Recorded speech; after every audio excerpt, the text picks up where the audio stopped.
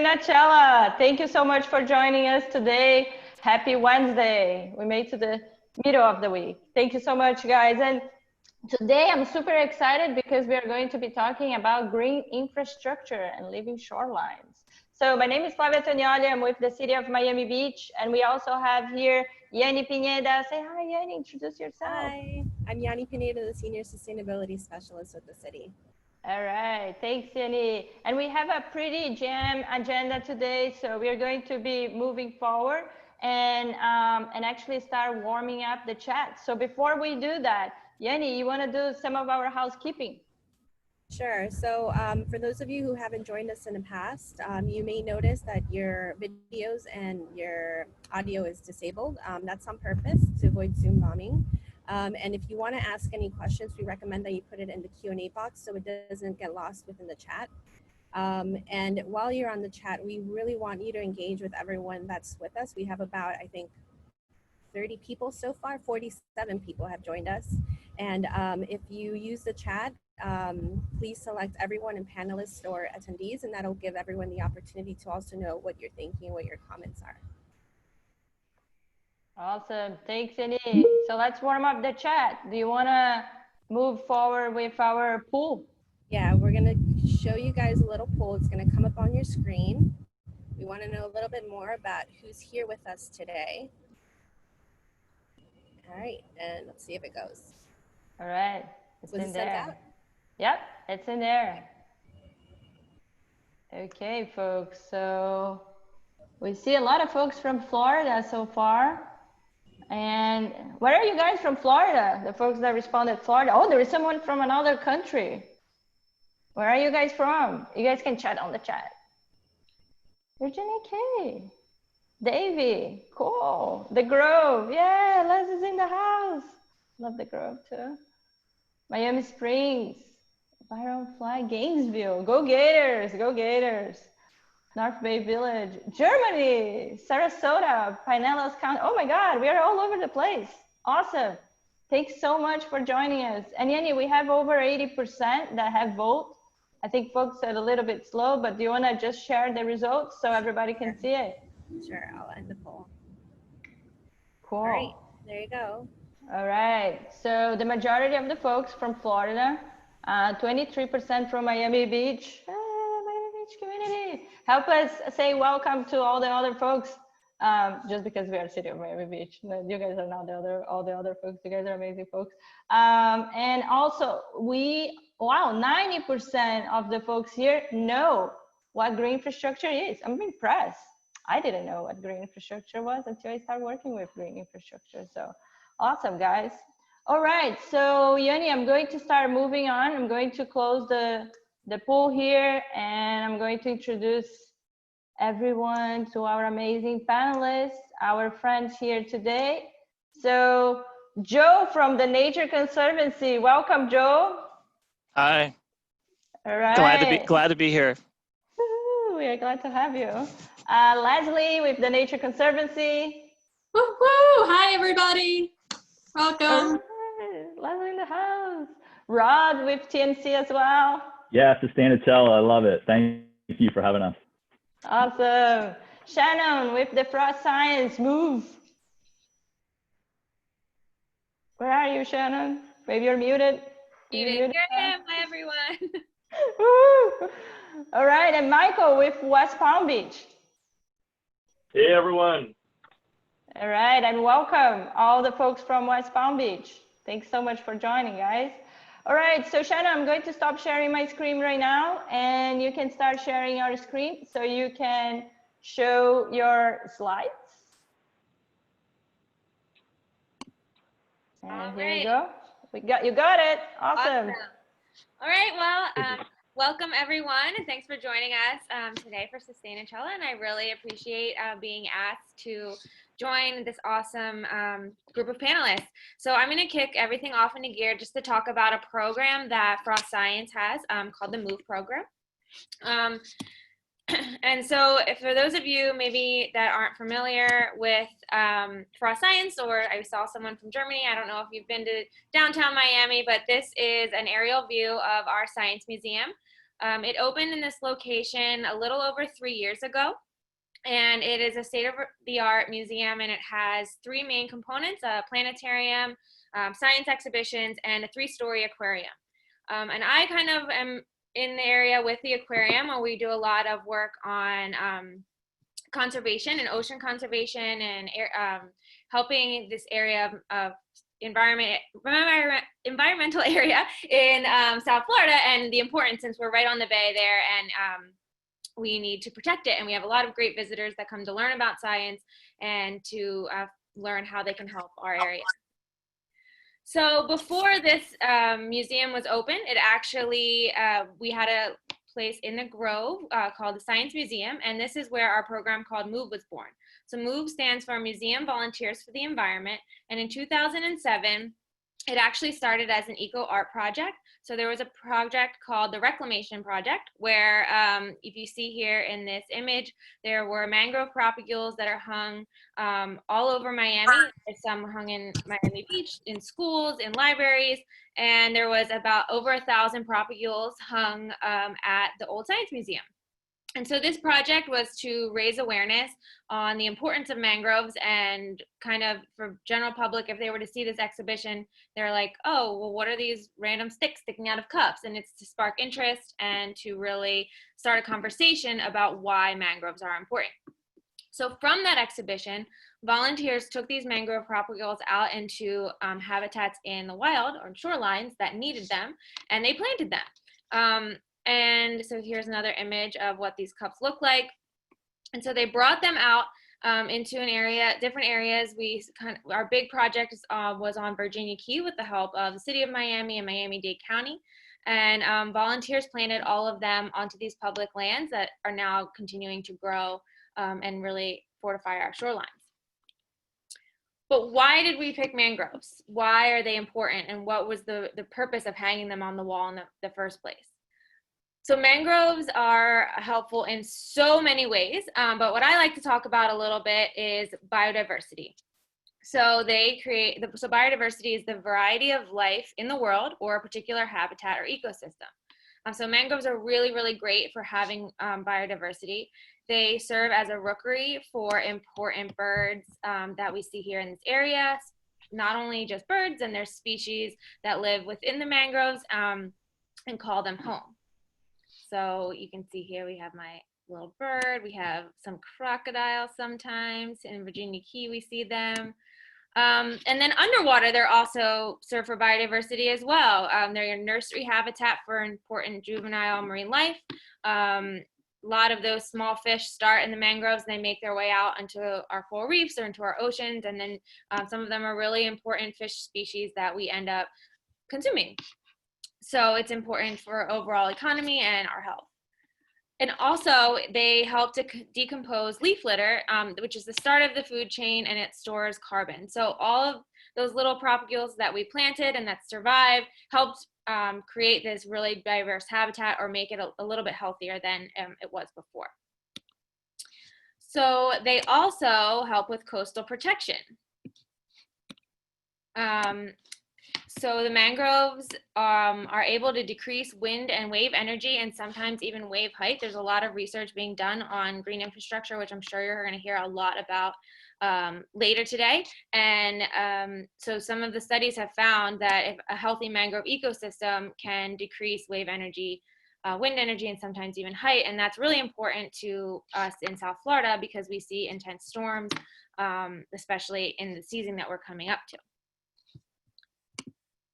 Their dense root systems also help trap sediments, which stabilizes the coastline, preventing erosion from waves and storms at the same time. And we're all experiencing this intense flooding right now, and it's really can be damaging to some of our coastal environments because of erosion from the water just flushing back out into the ocean. So having healthy ecosystems in place, like mangroves on the coast, will help us fortify those shorelines.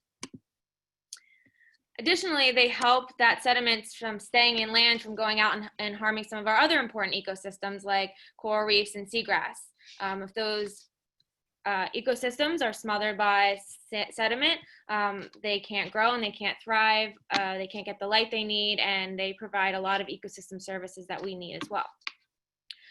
So that's why we chose at MUVE, they chose mangroves. We just thought it was really important, and especially for scientists to learn about or to research, but also for the community to get involved with, to learn about, schools to come to the museum, to be able to know what a mangrove is and what are these little stick looking things floating on the shorelines when I go to the beach. Well, they're important and they can provide all these really great ecosystem services for you. But MUVE then began to grow, and we started to go beyond just mangroves because we know that there's so many really important ecosystems here in South Florida. So we moved on to protect other coastlines as well. We also expanded our model to engage not just people that were involved with the reclamation project, but we wanted to create partnerships with other organizations, and we wanted to get more people involved and feeling like they can help our community through living shoreline programs and volunteerism. And like I said, we also moved on to other habitats. So right now we have a lot of focus on corals and dune ecosystems. So coral reefs are another type of living shoreline. And so some of the threats that they're facing right now are the changing climate due to changing ocean acidity and temperature. But why are they important? I just said a lot about why I thought mangroves were important. Why are reefs important? They do a lot of similar things, and they're our first line of defense. So there's a study that came out that said that they can protect inland. They can stop 97% of wave energy from a storm coming in, which is super important. That's the first thing that the storm is going to hit before it gets inland. And so we need healthy ecosystems to be able to protect us before the storm hits the coast. They also provide habitat to many species of marine life. And it's the same way that the mangroves helped us, the coral reefs are really, really important. And we're experiencing a lot of issues with them out there, and we need them to be healthy. Dunes, this is our project that we work with the city of Miami and Miami-Dade County on Virginia Key. It's a really wonderful, wonderful, beautiful project where we have community members come out and help us restore the area. And it's also a great place for recreation. It's a great place for wildlife. And it's a wonderful example of how the community can come together for one area and do a lot of work to help the area as well as get benefits for themselves out of it. So some of the threats that dunes face are development. We live in Miami. People come here to be on the coast, and a lot of issues with that. And this area in particular was kind of known as a dumping ground for a lot of other projects and other restoration projects. When they needed to get rid of a lot of sediment, they would just drop it on Virginia Key. For dredge projects, they would just drop it on Virginia Key. And it just became this area where it had just a lot of unneeded sediment, and from that a lot of invasive vegetation grew from the disturbance. So that's a threat that all over Florida is facing invasive species, but this area particularly has a lot of invasive vegetation. But why are dunes important? Before I started working at Frost, I really didn't think much about when I would go to the beach and saw a bunch of sand behind me and didn't think anything about the plants growing out of them. but they are really, really important. They help decrease erosion. Like I said, you know, after these past few weeks, I'm kind of afraid to go to this site, to be honest, because the water that can go down, you know, that if you see in the picture here, there's a little beach access path that it could be completely eroded without vegetation on it to stabilize the area. And they also, like the other two living shorelines, help with energy and storm surge. And they also provide really, really great habitat. This beach in particular is an active sea turtle nesting site. So loggerheads come here every year to lay their nests. There's great birds. I saw, you know, one time I saw a spoonbill there. There's an osprey that's always hanging out with us when we're doing our restoration work. So it's really great habitat for a lot of really nice animals. Saltwater crocodiles are seen there. So some good stuff. So a little bit more about this project, since this is the kind of the main project that we've been working on for the past few years, the City of Miami's Virginia Key North Point Beach Park. So this is a little bit of a history. So if you're looking at this picture here, if you see all those what look like pine trees, they're called Australian pines. They are an invasive vegetation. And then, like I said earlier, it was also full of dredge material. So these Australian pines, if you look, go pretty much up to the shoreline. And then under it is another invasive plant called scaevola. And like I said, this is an active sea turtle nesting beach. And I don't know about you guys, but if I was mama sea turtle, that doesn't give me a lot of space to lay my nest. All these Australian invasive species came right up to the shoreline. So with the help of the National Fish and Wildlife Foundation and Wells Fargo providing funding, we took on the project to help restore and enhance 12 acres of beach, dune, and freshwater wetland in this area to make this habitat a bit better. So this is what it looked like before, a little bit closer, a lot of Australian pine. So after that was removed with the help of the city and the county DERM, then they removed the fill here, and they actually opened up on the, if you see at the bottom, a little freshwater wetland. This is completely rainwater filled. So there's this wonderful, unique freshwater habitat right next to the coast where we see a lot of wading birds come and hang out, crocodile, like I said, reptiles. So it's a really unique little location. And so we couldn't have done it without volunteers, and this is kind of the whole point of MUVE. So MUVE stands for, like I said, Museum Volunteers for the Environment. We consider them the beating heart of our program. We could try to find funding to hire contracting companies to come out and remove everything and plant all the plants for us, but that's really not the point of MUVE. It's not the point of us as a science museum. We're here as an institution to teach science and to inspire future generations or anyone really to love nature, to care for nature, to care about science. So the point is that when you come out, we had volunteers come out, every single one of the plants, over 50,000 native coastal plants were planted at this site, all by volunteers. And it's really interesting, I like to say, like on Saturday morning, if we have an event, I'll wake up, I'm like, oh, do I really want to go? It's Saturday. You get up, you get there, and then you're just planting, and you're planting around people that have also woke up that morning, decided to made the decision to come out to volunteer. We're hot or sweaty, but no one has ever left in a bad mood. You're just happy to be able to give back, to learn, to be around people that also are learning and also are feeling this really wonderful passion about protecting our environments. And the view does not hurt, if you can tell in this picture. So you get this beautiful beach while you're doing some great work. So all of these sea oats, particularly, this is the plant that we mainly use here on the site. They are really, really great for protecting coastlines and stopping erosion. They have really dense root systems that hold the dune in place. So those are the main species that you start with. And then over time, a lot of more rare natural plants start to naturally recruit. And we've planted some of them as well.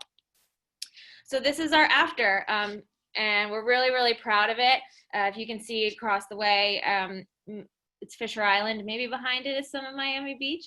And then so you can see the freshwater wetland there, and it's all pretty much native vegetation from this view. We're really proud of it. And I do volunteer to do the sea turtle nesting, and we have had a nest so far this year. So is serving as a good beach for them. I just wanted to share this picture about the dune. So these are the sea oats a little bit closer up. This picture was actually taken 2 days after Hurricane Irma. So it's a really, really good visual of me not just talking the talk, but these are the sea oats that volunteers planted. And you can see where the water came up and where the water stopped. And now there isn't anyone living on Virginia Key, but if there were homes behind this dune, they really would have felt a lot more protected, I think, if it were me, having this really hardy dune ecosystem in place to keep the storm surge from coming up higher. The sea oats create this elevation, and these root systems really held the dune in place. And when we were really scared to go there after Irma, we didn't know what to expect. We were in the middle of this project, and to see these sort of results, it was really, inspiring, and it kind of made us really proud and want to continue the work that we're doing and what we're teaching volunteers. So my biggest take-home message, I talked about 3 ecosystems briefly, kind of how MUVE got started, but the biggest point for living shorelines and green infrastructure is healthy coastal habitats make for a more safe and resilient Miami. And all of these habitats need to be working together because there's so many of them. They all need to be healthy, and they all create this beautiful barrier that helps keep Miami safe and resilient. So thank you. And if you need to contact me, feel free to reach out to this email here. And if we're doing some questions, or are we moving on? Awesome. Thank you so much, Shannon. We actually are going to leave questions towards the end. So let me just go towards, why it's not, sorry guys, I'm trying to move to the presentation of the Nature Conservancy, and I'm having some issues. Yanni, do you have TNC's presentation? I don't know why it's not allowing me to open. Okay. It shows here when I try to share, but it won't. Yeah, let me try. It won't open up. Does it show up? Yeah, it does. Thank you so much.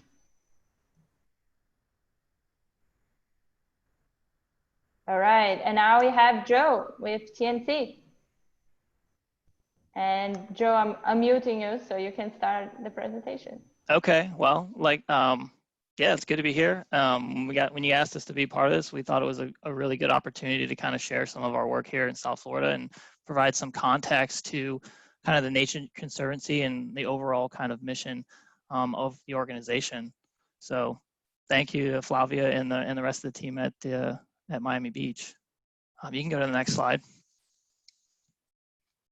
And before I get started, I'm going to do most of this presentation, and then there's a section where Leslie Bertolotti will talk to you specifically about a coral reef insurance product that we unrolled in Mexico, and what that means for possibly doing something similar here in Florida. And so the mission of the Nature Conservancy is to conserve the lands and waters on which all life depends. We are fundamentally connected to the lands and waters of the earth, and these systems are dynamic and complex, and we like to call them natural infrastructure. And Shannon did a really good kind of intro to natural infrastructure here in South Florida. Next slide, please. So, and kind of keeping with the theme, natural infrastructure has many values and benefits for sustaining life. And we have learned that it also provides significant protection for coastal communities. Coral reefs and mangroves in particular for Florida reduce wave heights and limit flooding. As this cartoon kind of shows, when you have these healthy ecosystems in place, they're all kind of connected. And as Shannon spoke to, it's kind of a network of coral reefs, oyster reefs, salt marshes, mangroves that all kind of play an integral role in protecting the shoreline and everything that is on the shoreline from waves. And when you don't have that, or it's degraded, these large waves and surges can move farther inland and really impact our coastal communities. Next slide, please. So there has been significant research in how nature protects us from storms and climate change. And TNC has led or been involved with much of this work. And just, to kind of build upon that research, to create, some data to show the business case for nature. Just some points here. Coral reefs prevent 272 billion in flood damages from 100-year storms. Mangroves protect the global economy from over $80 billion in losses per year. And kind of more recently, for the South U.S. and Mid-Atlantic states, coastal wetlands reduced flood heights and resulted in more than $625 million in avoided flood damages across 12 states during Hurricane Sandy. And much of this data shows us how much, how valuable that these healthy ecosystems are at effectively protecting people, property, and livelihoods along the coast from severe weather and damage. And it also kind of showcases how much we've lost from development, what the impact is for developing and losing that protective value. Next slide, please. In addition to normal everyday living on the coast, we have to contend with climate change, and our coastal communities are facing unprecedented levels of risk due to climate change and sea level rise and continued migration to the coasts. And here's some more statistics. 62,000 people are displaced by climate every day. Weather-related disasters cost the global economy $300 billion annually and over 2.5 trillion since 2000. And this vulnerability is, kind of magnified by the loss and degradation of our natural infrastructure. Next slide, please. And, being at TNC, it becomes apparent that, to conserve the lands and waters that we depend on, you kind of have to also tackle climate change. And TNC has a plan to limit global warming to well below 2 degrees Celsius and to strengthen resilience to climate change impacts. Next slide, please. And so kind of the strategy for addressing climate change is it's broken down into really 3 strategies: clean energy, natural climate solutions, as well as resilience and adaptation. Mobilizing action for clean energy future is about kind of addressing kind of our carbon-based economy and carbon for energy. Carbon is creating a warmer earth and impacting our environments, and so we can't really necessarily fix one thing without addressing kind of the root cause. And then in terms of natural climate solutions, we're looking at accelerating deployment of natural climate solutions that have shown an affinity to keep carbon out of the atmosphere and also to increase carbon capture from the atmosphere by sequestering it in our soils and forests. And then kind of where I fit in into TNC, and TNC, the Florida chapter, is strengthening resilience and adaptation to the impacts of climate change. And so we're working here in South Florida to increase coastal resilience and climate adaptation by restoring natural infrastructure and implementing nature-based demonstration projects. Next slide, please. And since everyone is from Florida, it seems like from the chat, I don't necessarily need to identify or illuminate the fact that Florida is very vulnerable to climate change. We have the most coastline in the contiguous US. We're the 3rd most populous state. And you may not know that 1/3 of all national flood insurance program policies are located in Florida. And South Florida, Southeast Florida is part of the 7th largest metro area and was developed in what was the historic Everglades. And most of this region is low-lying, and it's connected to the coast by an extensive network of canals and pump stations and structures. And, moving forward, TNC advances the protection and restoration of natural infrastructure and the application of nature-based solutions for coastal resilience in South Florida and beyond by assessing the risk with the latest science and industry standards, identifying comprehensive science-based solutions or tools, And Leslie will kind of talk about some of those innovative solutions. And then also taking action with donations and establishing partnerships to pursue projects, and following up by measuring effectiveness and monitoring and evaluating our project level objectives. So with this, I'll shift it over to Leslie Bertolotti, and she'll talk about kind of the global value of coral reefs and kind of some interesting solutions that we've developed in Mexico, and what it means or what it could mean for Florida.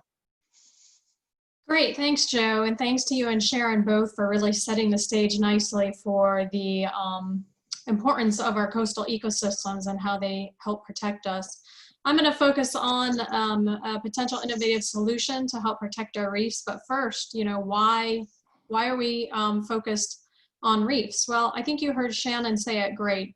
Coral reefs really are the first line of defense for coastal populations, protecting over 200 million people worldwide from storms by significantly reducing wave energy. People all over the world also travel to coastal destinations to relax on the beaches, to fish, to dive, to snorkel. In Florida alone, some estimates are that diving and snorkeling bring over $900 million per year of dollars to our local economy. So, feel free to add in the chat, what you like to do at the beach and some of your favorite beaches, because we're lucky to have these beaches and reefs basically right in our backyards. Also, seafood is a really important and popular source of protein worldwide. However, unfortunately, with rising sea level temperatures, increased prevalence of disease and coral bleaching, increased severity of storms, the health of our reefs are declining, and their ability to self-repair after an impact like a major storm event is weakened. Next slide, please. We've got some surfers, some just relaxing on the beach. That's fantastic. Bird watching, absolutely. Snorkeling, yeah. I mean, it's really just so fantastic. All right, great. So, therefore, in order to continue these activities, right, that we really like doing on the beach, and in order for these coastal communities to keep receiving these benefits, we have to protect these ecosystems, and like everything else, that really costs money. So at TNC, we're asking, what are some out-of-the-box solutions that we can look at to help increase our conservation impact and bring more money into the picture to protect these ecosystems? So something we did in Mexico with some partners, some really smart people got together down there and basically came up with an idea. How about trying insurance? Why not? We use it when we're sick. We use it to repair our cars after we get in accidents. We use it to protect our home. So why not try it for reefs? So we did try this in a small town, Puerto Morelos, which is in the Quintana Roo state of Mexico, which also Cancun is in that state. So we're just south of Cancun along the coast. And I'm going to show you a quick video clip here on that project, and I hope you enjoy it, and we'll be back in just a moment. All right, so we're going to share the video right now, and everyone pray, because you guys know how lucky I am with videos.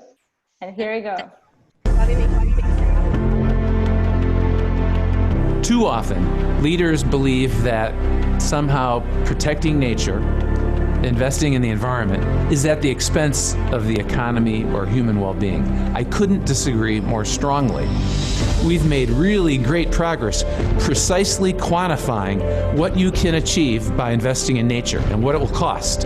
So now, armed with that kind of data and evidence, we can go to decision makers and we can really pound on the table and say, hey, look, you can get a better deal by investing in nature. And so that evidence is the key to unlocking progress. A great example is this insurance deal we're working on with the Mexican government, the Mexican tourism business. And so the idea is that coastal resorts in Cancun are protected by a coral reef. When there are big storms, that coral reef as a seawall provides really robust protection.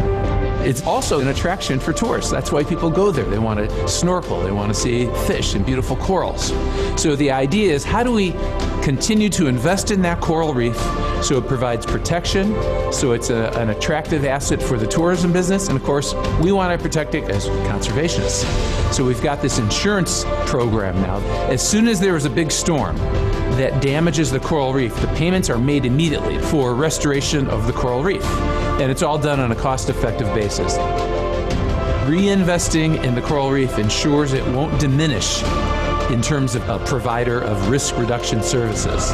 And then hopefully we'll be able to replicate it in other circumstances.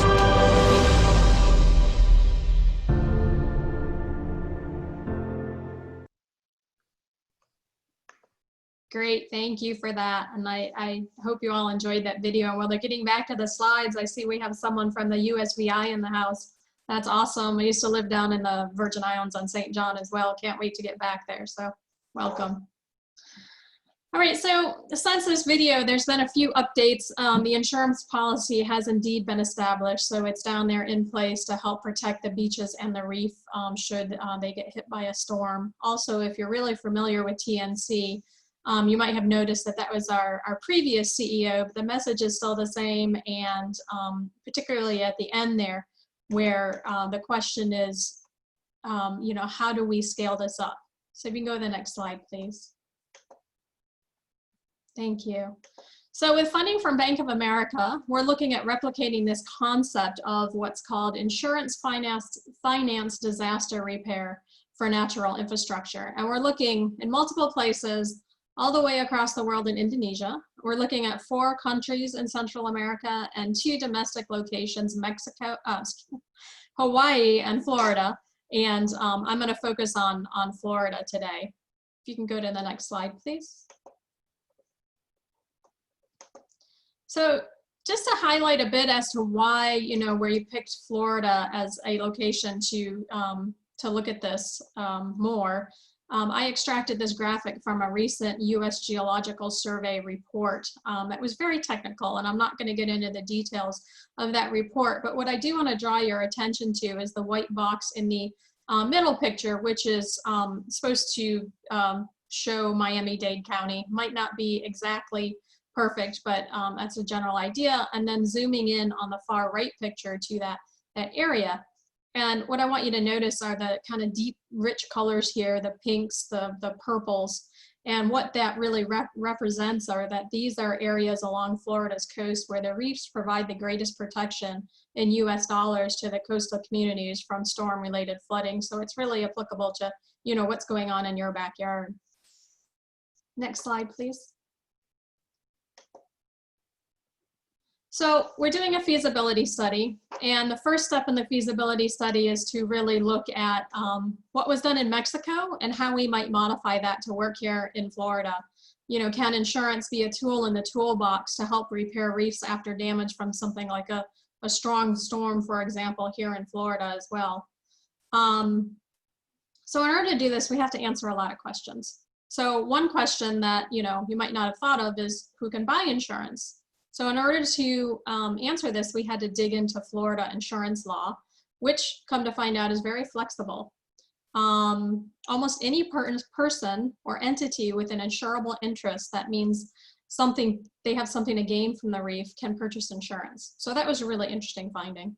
Also, you know, how might the approach be modified to better fit Florida? If you look at these 2 pictures, the one on the left is Hawaii. Again, that's one of the areas we're looking at the feasibility of this. And then on the right is Broward County, Florida. So, you know, based on these pictures, can you see how there might be a need for varying approaches? Feel free to add anything, you know, in the chat about how you might think, you know, these approaches could be different. Yeah, shout out to friends in Hawaii for sure. So looking at these, you might notice the difference in geography and landscape. In Hawaii, this is a 4 seasons resort, which is really in a fairly remote location. It's got its own bay with basically its own reef out in front of it. Not a lot of development going on behind it. So in a situation like this, you might be working directly for example, with the resort owner. However, in Florida, the coastline's much different. It's very straight. There's a lot of development up and down the coast, a lot of landowners and different interests. So in this instance here, it might be better to work with local municipalities and counties, for example. Okay, next slide, please. And then the second component of our study is really looking at the bigger picture, looking at multiple ecosystems, so reefs, dunes. That second slide's picture's a little hard to make out, but that's a dune, and then mangroves and oysters. And it explores the question, can we identify feasible funding models that will bring new funding to improve the health of these ecosystems up front, and in turn increase their coastal resilience capacity to protect us from threats? Could non-traditional partners such as the insurance industry play a role here as well? We're exploring some pretty exciting possibilities here, but we're too early in the process to go into details on them. We will be wrapping up this study later this year and producing a report that will be available on our website, so stay tuned. And with that, I'll turn it back over to Joe. Thanks, Leslie. And can you flip back one more slide? I'm sorry. Yeah, yes, sorry about that. Give me a second. No. Back up 2 slides. This one? Yes, that one. Thank you very much. Yeah, and so like Leslie spoke to, you know, maybe there's opportunities to ensure other natural infrastructure or assets based on, you know, their protective value. And, you know, this slide kind of shows mangrove protection. It kind of illustrates, you know, when you have, you know, a stand of mangroves in front of the shore, as a storm surge moves in, it kind of mounds up in front of it, but what it does is it creates kind of a lower surge at the back end where presumably a home or our coastal communities exist. And so that's really kind of how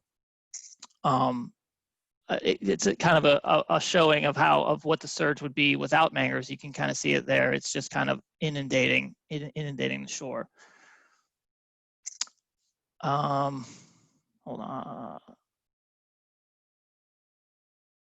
And then in addition to, you know, the protective value, there's also a lot of numerous co-benefits, and Shannon spoke to that. And, you know, they provide habitat, food, waste treatment, climate regulation, maintenance of genetic diversity, life cycles for important and migratory species, as well as opportunities for recreation and tourism. And like Leslie noted, you know, people travel for ecotourism here to Florida, to Cancun, Mexico, all over the world to experience, you know, coral reefs and mangrove forests and all kinds of these natural places.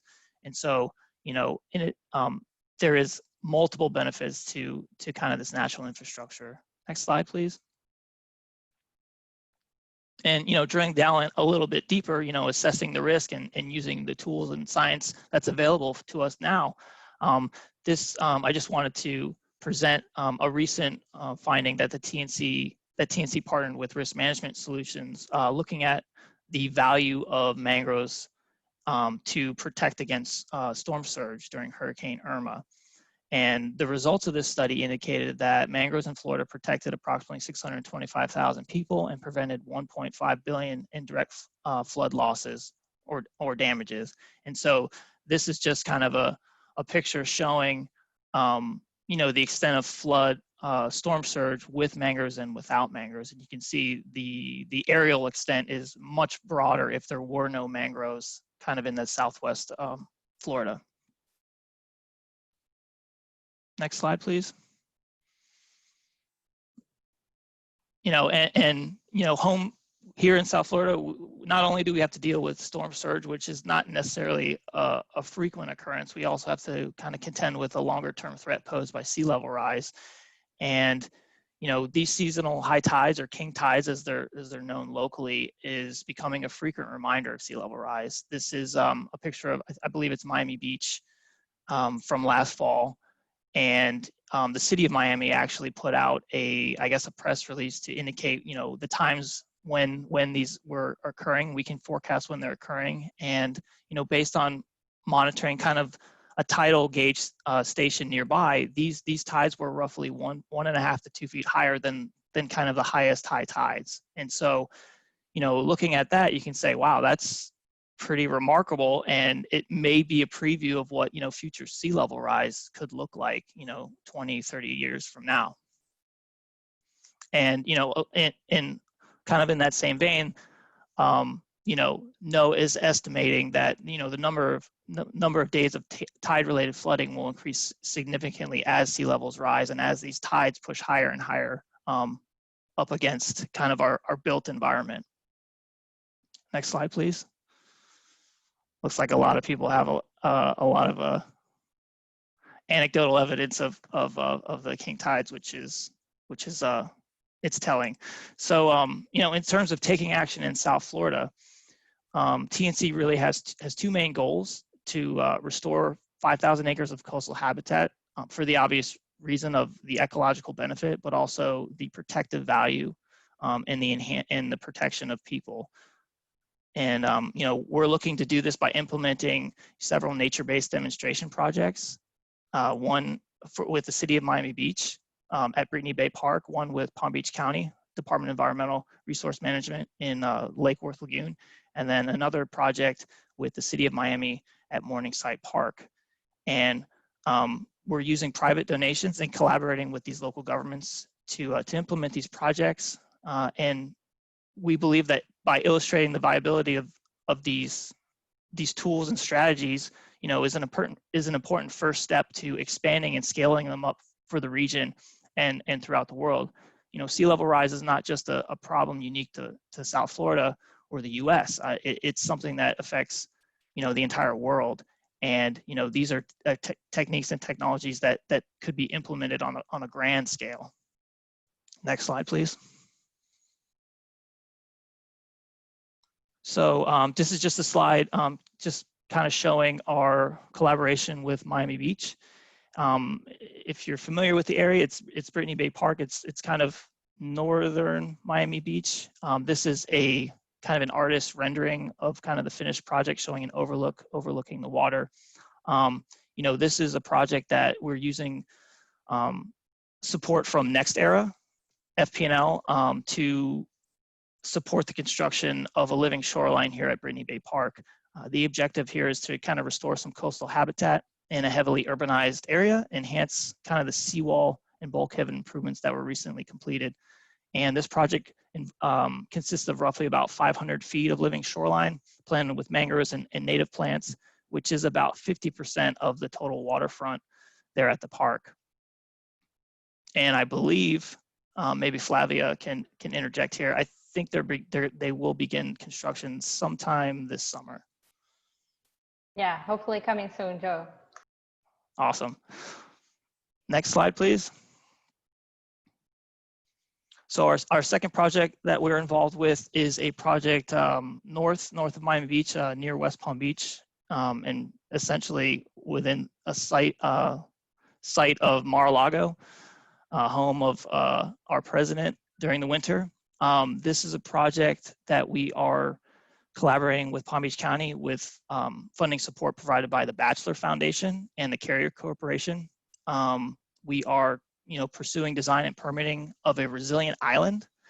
This is, you know, this is an area of the lagoon where there were some remnant mangrove islands, some natural mangrove islands that have been almost completely lost to high tides and big boat wakes. And so what we're trying to do here is to kind of use some strategies that Palm Beach County has implemented at other restoration sites and kind of arrange them in a layered approach to kind of increase our coastal habitat, but also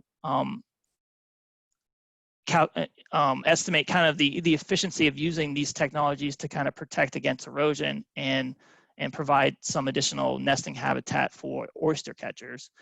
The county has documented and observed a kind of oyster catchers nesting in the area, you know, nesting on some of their restoration projects. And so with this project, we'd like to do the same. We'd like to bring in some fill, build it up so we can plant an intertidal mangrove area, and then also provide a space for them to nest that is above kind of the highest high tide level.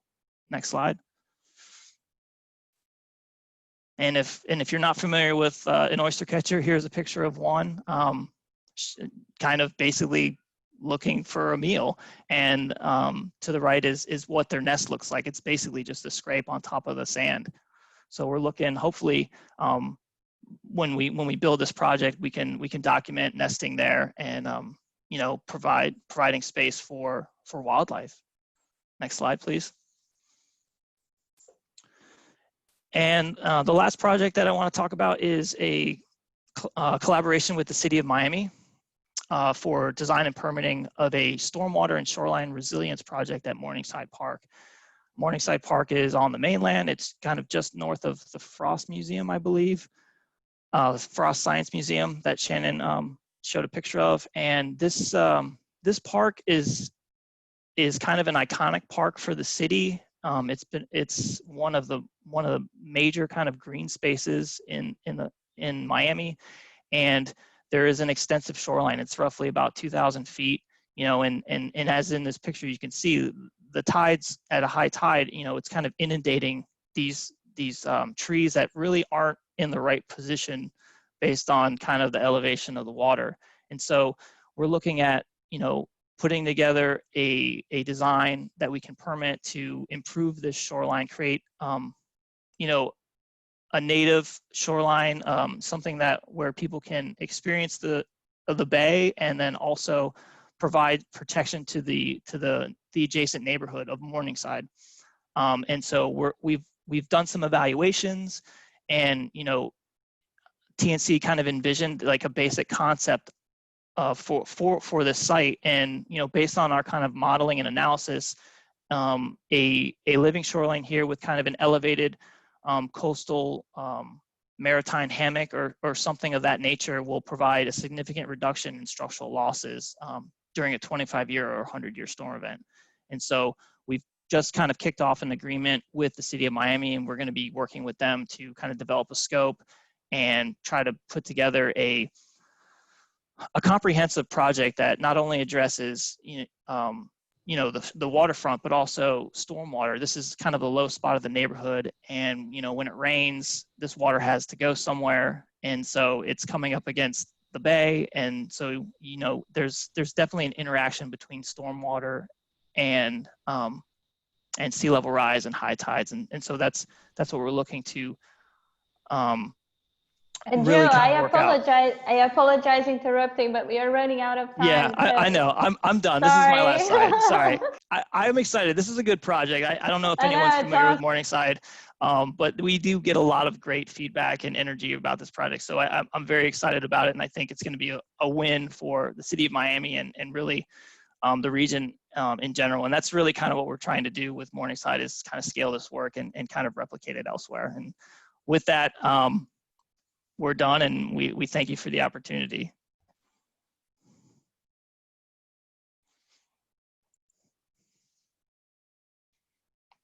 Thank you. And let me try to, my computer really doesn't want to share a screen today, if you guys, let's see. Nope. Let me know. Do you want me to pull it up, Flavia? Yeah, Yoni, I don't know why the PowerPoint presentation today doesn't want to work. So Okay. Hold on. I'll try one more time here. Oh, now it's showing it will work. Sorry, I had to restart it. You can see it, right? Yeah, but we still see the black boxes. Oh, I'll just shut it down for now. All right, good? Now, yes, you're good. All right, and Michael, it's all yours from West Palm Beach. Awesome. Hey, thank you very much. Hey, Michael here from West Palm Beach, guys. I just want to, I guess, put a quick plug in here and invite everybody to come check out West Palm Beach, because we do have a lot of living shoreline and green infrastructure projects throughout the city that have really been put in as a great part to Palm Beach County. They've organized a lot of this stuff, and you know, I'd like to point out just that sea level rise, sunny day flooding, king tides are not just something that's going on in South Florida. They really are all over the United States. I can't think of a single coastal community that's not impacted by that high water one way or another, from Texas to North Carolina to Maine. think everybody I've talked to is being affected by it one way or another. And, you know, a really good solution to it, to dealing with it, really would be natural and living shorelines. And once upon a time, I think we had a handful of living shoreline projects planned within the city. And I know that that list has grown, but some of the big ones that you can definitely see if you come straight to the city is a new one going on at downtown Tarpon Cove. They're putting in some spoil islands there to attract the birds and everything. Curry Park is complete. There's some mangrove planters down there, and you know that's really quite a project. It's something that's you know really beautiful. You get a chance to take a look at it. But I'd say one of our crown jewels is definitely the South Cove natural area, which is right smack dab downtown, near the intersection of Okeechobee Boulevard. But if you get a chance, I invite everybody to come to town, come check these areas out, really see what a living shoreline could look like to complement seawalls and our gray infrastructure. We're really mingling the whole idea of green infrastructure and gray infrastructure throughout our city, and you can kind of see how the two are paired well together. And you know, I invite anybody to give me a call. I'm in the Office of Sustainability, and I'd be happy to show you folks around some of the big projects we have going on. So come check us out. Awesome. Thank you so much, Michael. We really appreciate it. All right, so guys, we are really running out of time here. So I'm going to try to quickly fly through. Just wanted to quickly go over, in addition to Brittany Bay Park, the living shoreline, hybrid living shoreline project that we have there, that Joe talked about, we also have MUVE Park hybrid living shorelines. And I love hybrid living shorelines because they're actually a merge, a join of green infrastructure with gray infrastructure. So just quickly going through, fly through the slides here. This used to be the seawall in front of MUVE Park.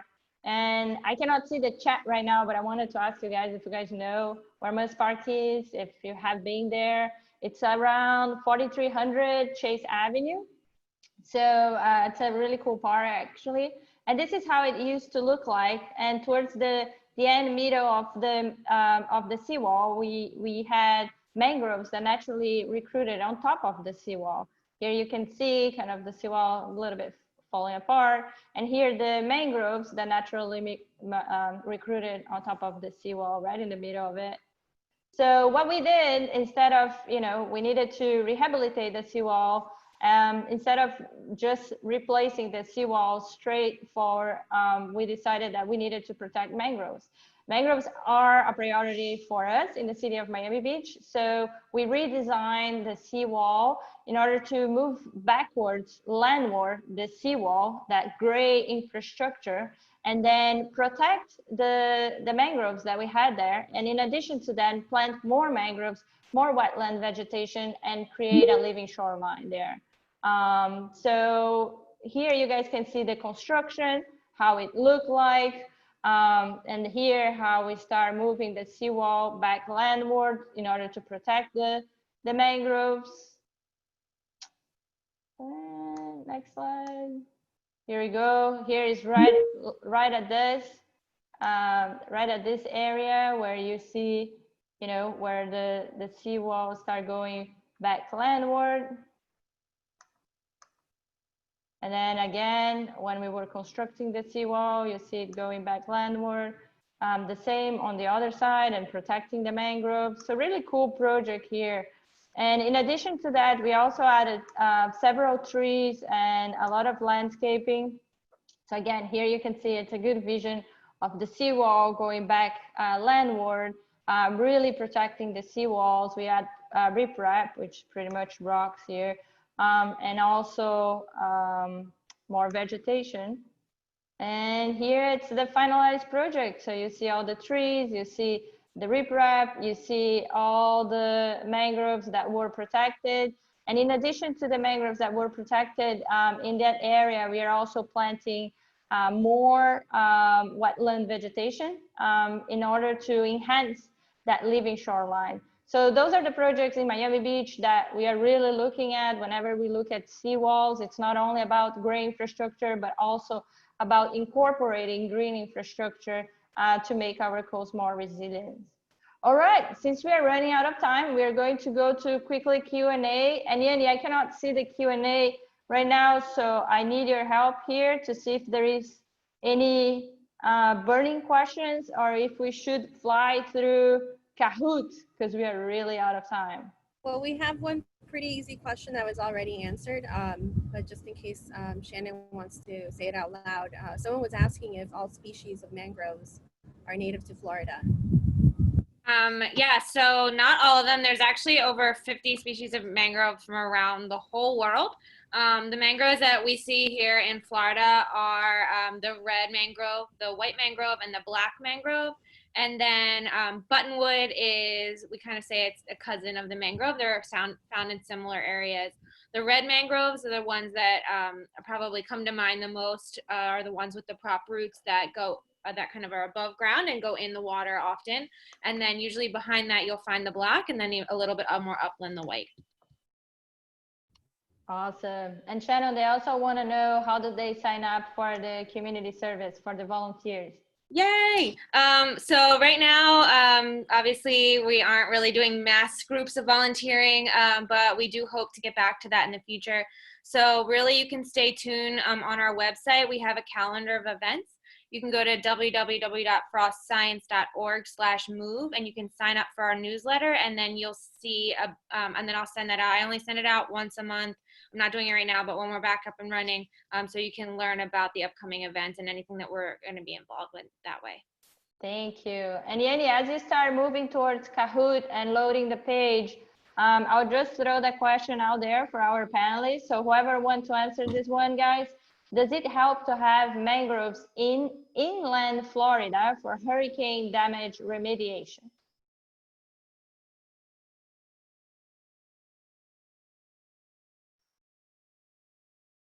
No, no one wants to take that one. I know it would be great to have them in our coast, so they could protect, but no. And you can unmute yourself too, Joe. Here, I'm muting you. Yeah, why not? I mean, mangroves are great. True. I mean, you can also have the benefits of it inland, right? And Shannon, you're muted. I know that you're trying to talk some. I'm muting you.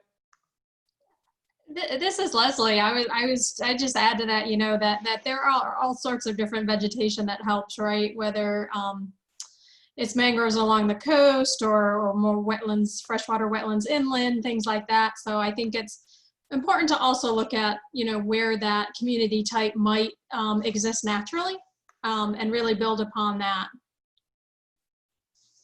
Awesome. All right, thank you so much, guys. All right, so guys, now the moment you've been waiting for.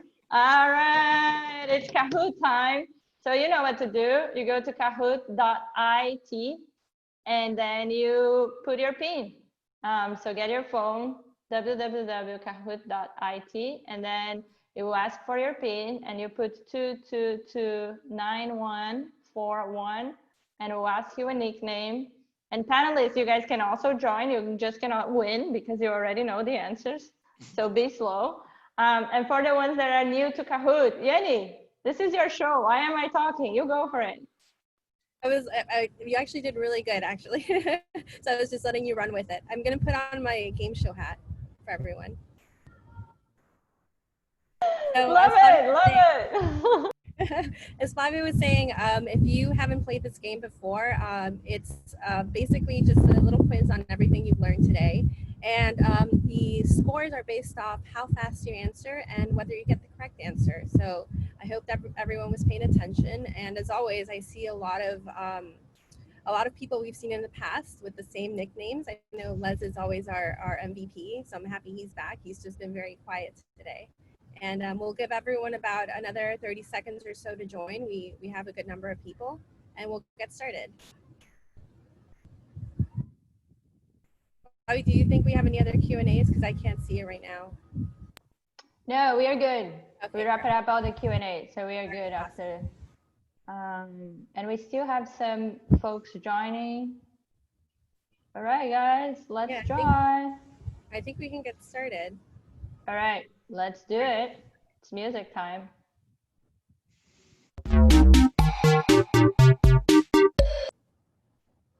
We have 5 questions. Are you ready? Why is the ocean important to us?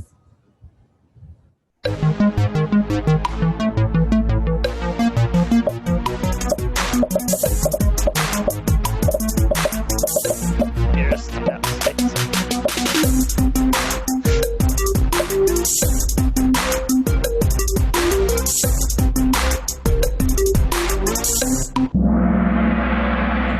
Everyone, well, almost everyone except one person got it right. All right, let's see who's at the top. So we have Hedwig and Coral Lover and Purple Turtle. I remember Purple Turtle from before. I'm pretty sure they won in the past. Yeah, purple turtle. It's one of the pros. Which of the Oh,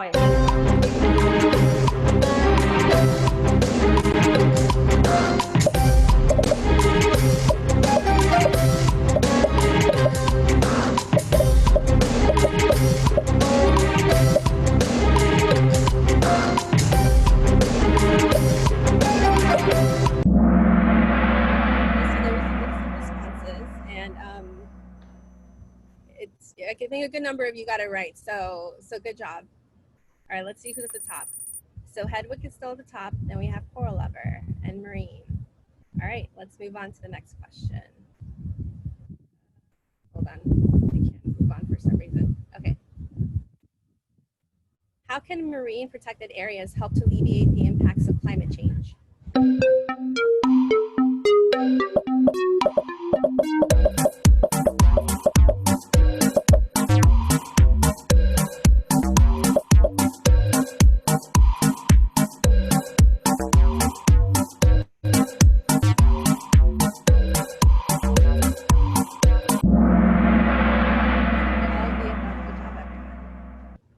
Let's see, Coral Lovers at the top and Hedwig is number 2.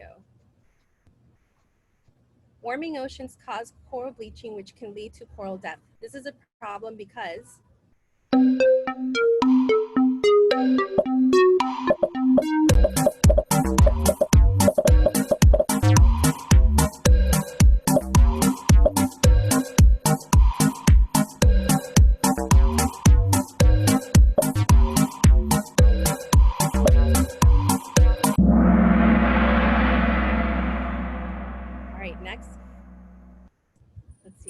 Coral Lover is winning, and Mother of Pearl came up.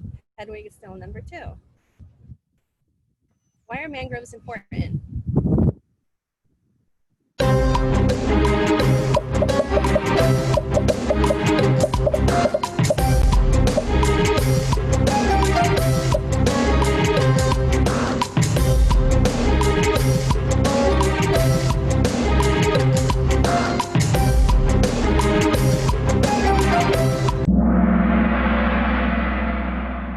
Everyone was listening. I'm really happy. So let's see who won.